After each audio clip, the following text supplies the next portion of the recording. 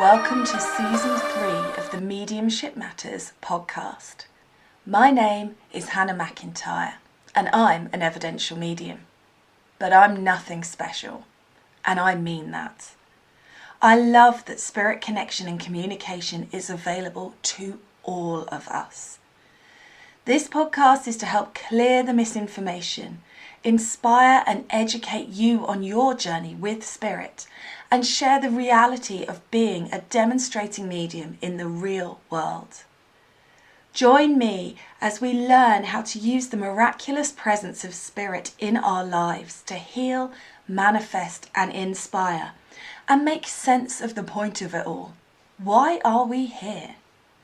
With great guest interviews, up-to-the-minute channeled guidance and inspiration, and your questions answered, it's no wonder we've reached top 10 in the spiritual charts.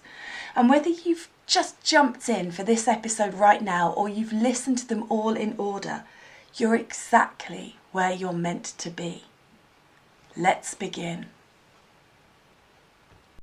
Hello and welcome to Mediumship Matters with me, Hannah McIntyre. And today I'm very excited to be joined by Fenn, psychic medium. Hi Fenn, thank you for joining us today. Hi Hannah, thank you so much for having me here. I'm really excited to talk to you and find out a little bit more about your journey with spirit. But to begin, could you just do the really awkward first question, which is, what do you do? Introduce yourself. Okay, so my name's Fenn. I'm a psychic medium and spiritual teacher, and I give readings to people. I do mediumship. I teach courses. I organise events. I'm a past life regression therapist. I do a multitude of things, everything under the bracket of spirituality. Amazing. Excellent. I can't wait. I don't know where to start. Well, I'll start where I always start. There's a surprise. Regular listeners will be like, we know where you're starting, Hannah. Tell us how you got into this. How did it all start for you? Okay, so psychically or the mediumship? Oh, start at the beginning and work your way Okay. through it all. Tell us your story. Amazing. Okay, so I have been, I'm a natural born psychic, so I've been like it all of my life. So when I was very little, I would play with my grandmother, who actually wasn't here because she passed before I was born. And growing up, I mean, people used to say to my mum, oh, there's something strange about her. It's like she's been here before. And as I was sort of growing up and going through school, I started to notice that I was different. And when I was younger, I'm not saying I'm really old now, but there was no internet, no resources, nothing. So I had no idea what was going on with me. I just knew that I had this ability to see into other people's lives and just know things before they happened. And it was just crazy. And I didn't know anybody else like it, so I had nothing to compare myself to. And my friends would joke and just say that I was some, like a witch, a nice witch, though, thankfully. Or some would say I was weird.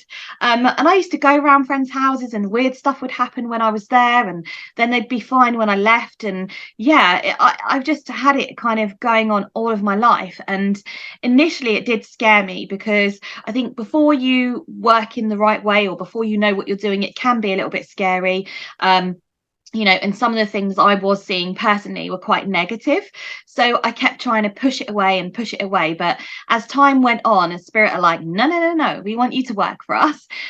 So they just kept kind of pushing me in that direction. And then I found eventually like a circle, like a psychic circle, and that really just put everything into order and helped me to work in the right way. But the mediumship didn't happen until I was early 30s, and that was crazy because prior to that I used to maybe be talking to friends and maybe their grandmother would give me one sentence or something, their deceased grandmother. But then all of a sudden I had this ex-boyfriend. His brother got killed in a bike accident, which was really, really awful and very tragic. And I don't know if you remember. Do you remember MSN that we used to chat over? Yeah. So I was talking to his girlfriend over MSN, and all of a sudden, and thank God she's open to it, all of a sudden he just started to come through. And he sat next to me telling me all this stuff, and I'm typing away to her saying, he said this, he said that. And she's like, oh my God, like it's spot on. And basically from that moment, he stayed with me right up until past his funeral. So he would chat to me every day. He would keep giving me messages to give to her. He would tell me all sorts of things. And a couple of times I was like, hold on a minute, I need some proper validation for myself. So I would say to him, look, give me some evidence. Come on, give me some hard evidence so I know that this is not my imagination. Yeah. And I remember the first time he said to me, okay, your other half's going to come round tonight with a bunch of flowers. And I thought, yeah, right, like that's going to happen. And so I was like, yeah, okay, whatever. And because I was literally chatting to him all the time, it was like having company. And anyway, my other half came around, knocked on the door, I opened the door, and he stood there with these flowers. And I'm just like, oh my God. So that was validation number one. And then another time I said to him, okay, I'm going to see a psychic myself tonight, and I want you to come with me, come through, and then I'll know for sure. And he was like, okay. So I went to see the psychic, and she didn't say anything about him at all. We did the whole reading, and then right at the end she said, oh, for goodness sake, before you go, she said, there's this guy, you brought him in with you. She said he was killed in a motorbike accident and he just wants you to know that he's here. And I was like, okay, I know, I believe now. Wow. It was crazy. And he would tell me things. He told me the song that was going to be played at his funeral, and it was the one that he was carried into. He even told me things like, I know it sounds a bit grim, but like what he was wearing like in his coffin, which his obviously girlfriend confirmed and everything. So he got me into it, and he just literally, it just exploded after that, basically. Oh my goodness. That is so cool. And do you always hear spirit? Is that the way that they mostly communicate with you? So I don't hear them like objectively, like outside of me. I hear them with my own voice in my own mind. Yeah. And I can see them as well, like within my own mind. I don't know if that's the same for you. It's interesting. Mine varies. So sometimes I hear it as words, and sometimes it's just a knowing, and I couldn't even tell you where it comes from. It's just there. Mm-hmm. And I never see, and it really annoys me, but I'm like this in life, I never see a fully fledged image of somebody. Yeah, never. No, nor do I really. But not much. I'll be able to see like a moustache. And I'll go, they had a moustache, or glasses, and I know they wore glasses, but I never see the fully formed image. But if I was to try now and draw one of my children, I can't actually remember their faces fully. I think I've got that weird brain amnesia for faces. So I can remember aspects of it, but I can't put it together to make a whole face. Mm-hmm. So I think that's just the way my brain works, or doesn't, depending how you look at it. Not necessarily, because I don't always see them like in full form. Because like if someone said to me, oh, can you describe the person so I know who it is, I wouldn't be able to describe them as in go, right, she's standing here and she's wearing this. Unlike you, if it's somebody that used to wear lipstick all the time, I'll see their lipstick, or I'll see them rummaging in their handbag or with loads of tissues or something, and then I'll mention that. So it's almost like they'll give me what they want me to actually say, rather than stand there going, oh, this person's got this color hair and rah, rah, rah. It's such a weird thing, because I don't know if you get this, but I get height, but I just feel like an energy of where I want to talk, like as if I was talking to them I want to say in real life, in the physical life. Yes. And I move my vision, and then I'll go, oh, he's much taller than me. And they'll go, well, what does he look like? And I go, I don't know, he's just much taller than me. No, and I'm the same. You're the same. It's funny, isn't it? How it works. So strange how it works. And I always say to like clients, okay, when I do this, spirit will give it to me in a very different form to what my language will be, but I have to learn to interpret that energy and those knowings into information, to give it to you normally. And I think that sometimes I always say, that's what I always say to people, 95% of the time I know how to, give that information. And 5% I might be slightly off, because I might be getting some sort of vision or a feeling and I'm not interpreting it right. Yeah. And also I think we're limited by language, which the spirit world haven't got, because we're trying to put an energy into words. And then a word might mean something to me that means different to you. I had a client quite recently where I was talking, there's something to do with their brain. There's something going on with their brain. Did they have a stroke? Is something in my mind?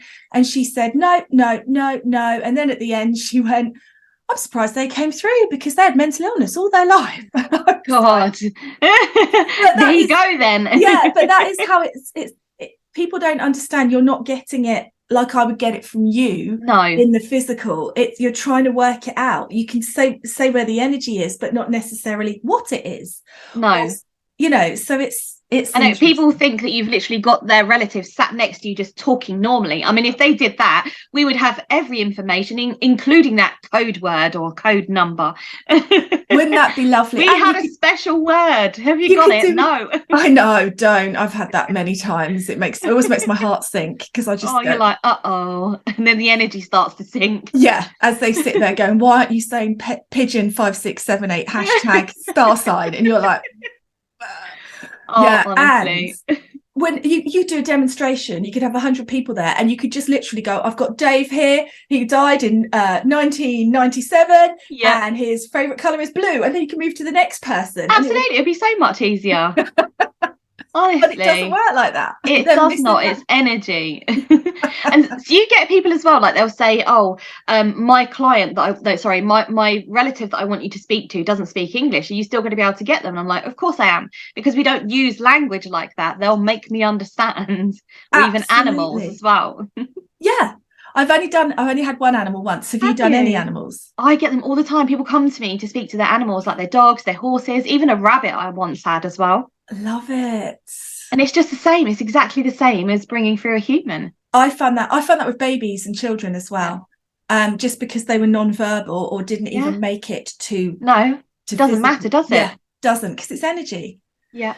Yeah, I love that. Crazy. Oh, well, there you go. People keep asking me for an animal communicator. I'll send them your way. Yeah, I'll do it. I had a cat once on a live on Facebook. It just, and that just took me by surprise, because it just walked in and I went, and there was no human that came with it. And I was like, I think I've got to talk to a cat. It's nothing like doing that with a load of people watching you on the internet. Oh my goodness, I know. Thanks.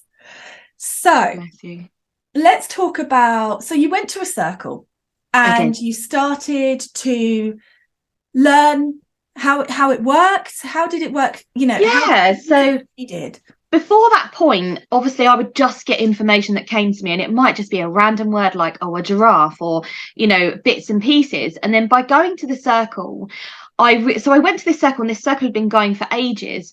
And as soon as I got there, I realised, I don't mean this in a big-headed way, but I was a lot stronger than the people in the circle. And stuff was just coming out, more and more. And then I learned how to structure things, because I remember the teacher saying, okay, if someone comes to you for a reading about love, or if someone comes to you for a reading about finances, and I remember sitting there thinking, oh my God, well, how can I do that? Because I only get random words. How can I just do that? And she was just like, you just ask your guides, or you just ask the spirit. And literally, that is as simple as it was. I would just ask them, and then all of a sudden you realise you've got this whole structure of a reading. So it definitely put me in the right place, and also gave me the confidence to finally work in this way, because when I was younger, you did not really have psychic mediums, or, doing this as a job, or you certainly didn't hear about them very often. So it just really kind of strengthened my ability and put me into a more confident position to actually come out and do it as my job. Amazing. I love that.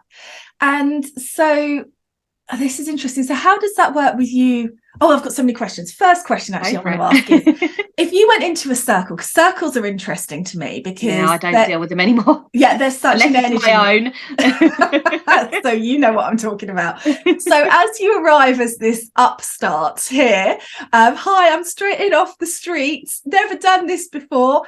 Here I am smashing it. Yeah. How did that go down? Was it well? You know what? I could tell that a couple of them were not happy, and it made me feel a little bit awkward, but very quickly all of them wanted to partner with me when we were working. I love it. And the same thing happened to me at Arthur Findlay College. I don't know if you've ever been there. Yes. I went there and I was put into this group, and how can I say, I should have been in a different group really, but I loved the group that I was in. Everyone wanted me to just read them, and I'm like, oh, for God's sake, I'm here to learn myself. But yeah, so I kind of ended up with everyone wanting to come to me, which was I found that it's really weird. You start off and I go and I want to learn, and I really want to improve my mediumship. And then as the week continues, I've done so many banging readings for people, and I'm not being big-headed, but I know what you mean. And then I get to Thursday and I'm like, I haven't had one message yet. Yeah. You know, and I think I'm not being greedy, but I would really, I've done 20 so many links. I would really like a message back from somebody to me. Yeah, 100%. Yeah, so it's always interesting working with people, and I just wondered how that was received, because I know some of my friends have joined groups and been told things like, well, you won't get a spirit link on your first week. God, don't even get me started on the circles. Yeah. You have to wait 2 years before your spirit will communicate with you and stuff like that, because that just keeps everybody in check, doesn't it? So honestly, do you know, the first time I ever went, I remember actually, before this one I went to, I visited this circle. So first of all, I apologize to anyone that's listening, but I don't do spiritual churches or any of that malarkey. It's not for me. And I went to this place, and after one session there, I must have completely been opened up and not closed down. And I got home, and for the first time in my life, I heard 2 people talking to me that night outside of myself, and it scared the crap out of me. I literally went and turned the telly on, and I was turning it up loud so I couldn't hear it, and it really scared me. And when I went back to the next week, I said to them, oh, don't worry about that, that's just clairaudience or whatever she said. And I was like, oh my God, there's no support here. It frightened the life out of me, and this is just weird. And they all have their own weird and wonderful ways that they've been doing for years. So yeah, I don't really entertain circles. I've got my own one starting, but no. It's always interesting, because you are getting a mix of people. And I know that when I've whinged to my guides and gone, oh my God, why did you send me that person? They've gone, because you needed it for your development. You said you wanted to learn, because you don't always learn in comfy. No, but equally they are a real mix. And some of them are still doing the old ways, which I find weird when society has changed so much. I mean, like you said at the beginning, internet, the way that we live has completely transformed in the last 20 years. Absolutely. And yet we're still teaching the same stuff the same way. It's very, I know, it's crazy. Even the person that taught me on the circle where I sort of properly developed, I saw a video of her on YouTube like the other day, and she was doing a little clip of it. Just came up on my feed, doing a little clip, and apologies if you're listening to this, but hey ho, and she was literally doing the same sort of teaching as she was doing, I don't know, 15 years ago. It's like, oh, okay. It's really, and there's such an abundance of information and knowledge coming in from spirit at the moment if you open up to it. Oh yeah. So right, so you've been to circles, you've been to Arthur Findlay College, and what made you take the leap into teaching? Because that's a leap in itself, isn't it? You're reading, and then you get people in front of you, I'm guessing this is how it goes, and you know that they need to be taught, but you can't think of who to recommend them, and spirit are like tagging you in. Is that how it went down? Absolutely. So I also worked for a little while on TV, on Sky TV, doing live readings, and I also have been in magazines and things. And I was in the Daily Mail as well, doing past life regression. So I'd done like a multitude of things, and then I was like, people were saying to me, I wish I could do what you do. I wish I could do what you do. And I'm like, you can, but how? And I was like, well, hold on a minute, I can teach you. So then I just started doing like courses. First of all, it was face-to-face, then obviously we went online, and I did my first face-to-face mediumship course a couple of weeks ago, since lockdown. So yeah, it was just people saying, I want to do what you do, and then people were just interested. So yeah, I just started rolling out all these different courses in so many different subjects, and just started teaching people. And was it last year I started a course called Psychic School, and it was just phenomenal. I had so many sign-ups. I never expected it to be so popular. It was in like 3 levels, and it was basically teaching people from absolute scratch, you know, to fully fledged being able to do readings. We only touched on mediumship a little bit, because for me that's a whole different kettle of fish. But yeah, and that was just so popular. So amazing. I love teaching. I love it. And that, we were talking earlier before we went on here, you've got a spiritual platform launching in January, is that right? With more teaching? God, yeah. Tell us about that. Oh my God, I'm so super excited. So on social media, up until this point, I've not really been able to say a lot about it. So this is great. So I've always known, like over a period of time, that my absolute passion is to show other people, as many people on the planet that want to know the magic inside of them and what they are actually capable of as human beings, because there's so much we can do, whether it's telepathy, whether it's reading people, whether it's remote viewing, whether it's manifesting. There's so many things we can do, and I know that many people can do it. And I kept saying this, but I just didn't know how I was going to get this message out. How am I going to help people? And then literally all of a sudden my work dried up and I was left for a few weeks with nothing. And I was like, oh my God, what's going on? But actually it was the universe or spirit's way of saying, no, listen, we're going to work out what's going on. And we're going to get you to kind of understand what it is that you need to do. So I started drawing like these mind maps and everything, and all this information and downloads are coming out of my head. And I was like, I'm going to create a platform, an app. So I have an app coming out called Soul. And basically people can sign up to this app, and within the Soul app they will have access to masterclasses that are being taught by myself and other people in the industry. There are interviews, amazing inspiring interviews with people all over the world that do this kind of work in different forms, including yourself. Obviously, I had the pleasure of interviewing you, which was amazing. Then we have like written courses within the app they can do. We have loads of resources. There's even a children's section, because I'm getting to hear more and more about, you know, children being open so early and seeing spirit and all the rest of it. There's meditations on there. There's workshops. There's just so much, and I am so excited for people because it's going to be a journey for them. They can literally come in at any level, and it will literally be like a journey to start learning how to tap into their own magic. And then also we'll be having soul events all over the place, so they'll be able to come and do that. There'll be soul meetups, so we can, you know, do that online and in person. So I'm really excited to launch that.